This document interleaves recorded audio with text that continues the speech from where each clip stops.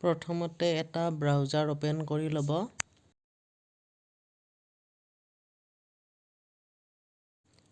ইয়াত থকা লিংকটো চাৰ্চ কৰিব।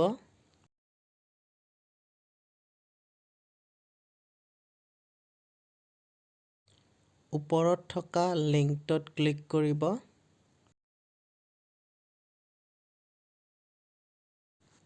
ইয়াত আপোনালোকৰ প্ৰধান শিক্ষকৰ আইডি আৰু পাছৱৰ্ড বহাই লগইন কৰিব।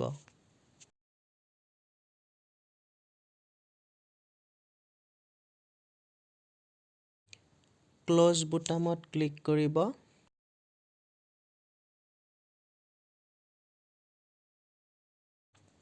ওপৰত থকা পে'মেণ্ট বুটামত গৈ ক্লিক কৰিব।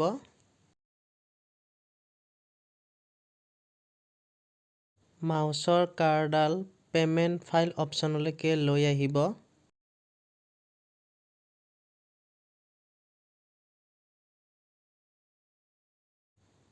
ইয়াত দিয়া অপশ্যনটোত ক্লিক কৰিব।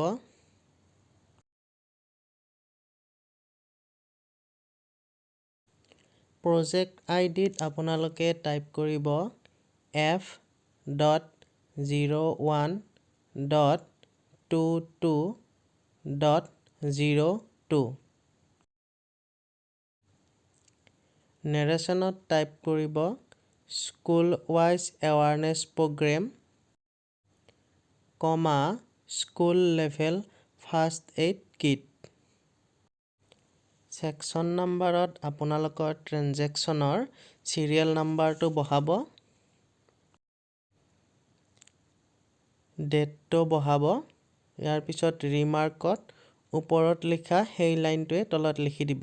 School wise awareness programme, school level first aid kit.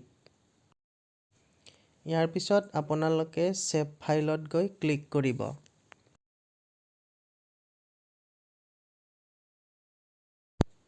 Successful দেখুৱাৰ লগে লগে তাত থকা পূৰণ চিনত ক্লিক কৰিব।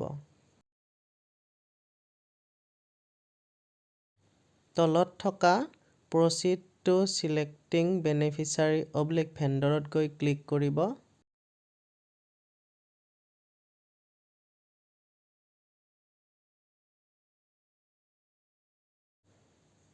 ইয়াত আপোনালোকে ছিলেক্টত গৈ ক্লিক কৰিব।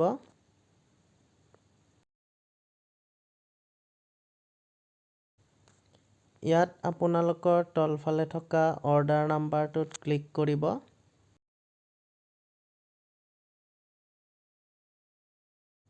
ফেটছ বুটামত গৈ ক্লিক কৰিব।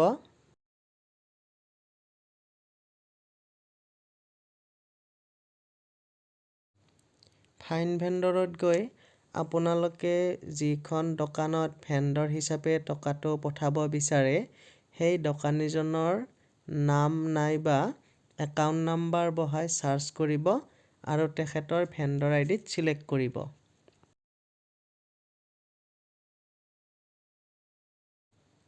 ইয়াত আপোনালোকে ছিলেক্ট ভেণ্ডৰৰ কাষত থকা ফেটছ বুটামত গৈ ক্লিক কৰিব।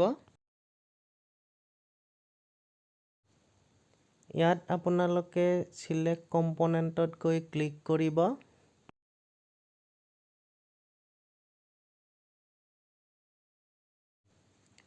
ফাইন কম্পনেণ্টত আপোনালোকে F.01.22.2 লিখি চাৰ্চ কৰিব। তলফালে আপোনালোকে প্ৰি প্ৰাইমাৰী অপশ্যনত গৈ ক্লিক কৰিব। নেক্সট পেজত আপোনালোকে প্ৰচিড অপশ্যনত গৈ ক্লিক কৰিব।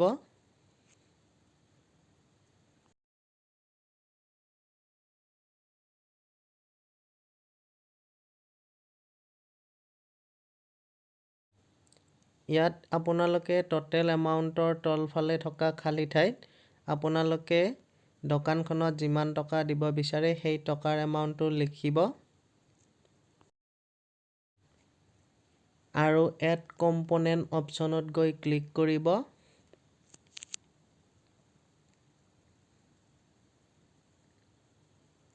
তলফালে থকা এড ভেণ্ডৰ অপশ্যনত গৈ ক্লিক কৰিব।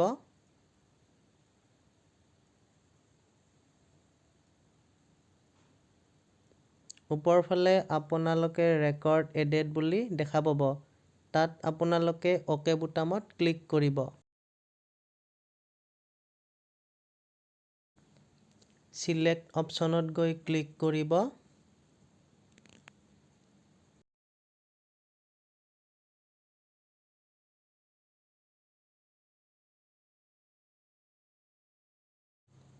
ব্ৰাঞ্চ এচিভ/ডিজিটেল ছিগনেচাৰত ক্লিক কৰিব।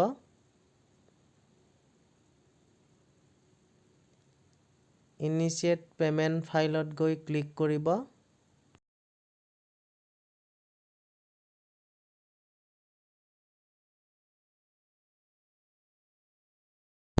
আপোনালোকৰ অৰ্ডাৰটো ছাকচেছ হোৱা দেখাব। ইয়াৰ পিছত আপোনালোকে আপোনালোকৰ সভাপতিৰ একাউণ্টটো অ'পেন কৰিব।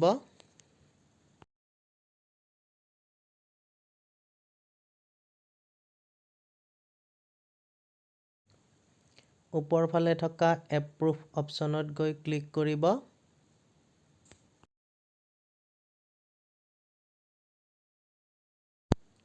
মাউচৰ কাঁড়চিনডাল আপোনালোকে পে'মেণ্ট অপশ্যনলৈকে লৈ আহিব।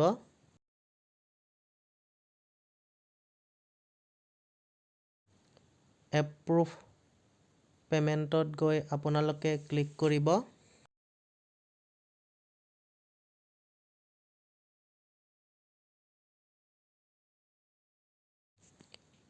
একেবাৰে তলফালে থকা approve and generate OTC advice অপশ্যনত গৈ ক্লিক কৰিব।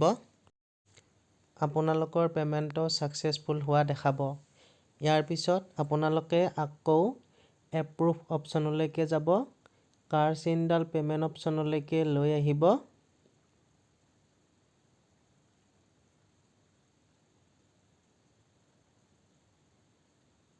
জেনেৰেট PPA/DSC অপশ্যনত গৈ ক্লিক কৰিব। ইয়াৰ পিছত আপোনালোকে আপোনালোকৰ পে'মেণ্ট হোৱা PPA-খন দেখা পাব। তাত আপোনালোকে PPA-খন প্ৰিণ্ট কৰি ল'ব। ধন্যবাদ।